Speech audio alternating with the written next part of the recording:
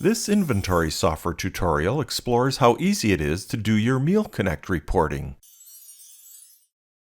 Let's go over the steps for reporting, as outlined in the one-page document on the website's support page.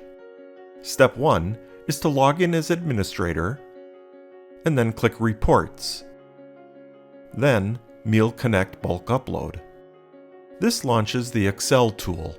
Note, you can also launch this Excel template file from a networked PC, like your office, directly from the Windows File Explorer.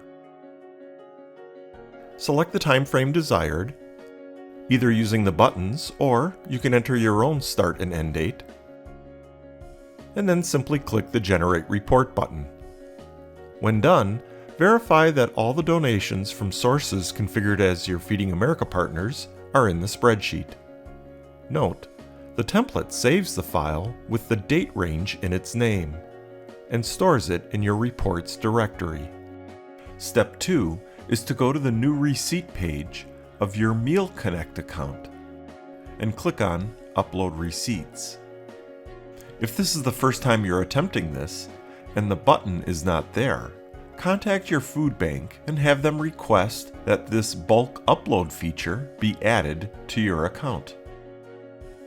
After clicking Upload Receipts, click the Select Completed Template from Disk button and choose the Excel file that was just generated back in Step 1.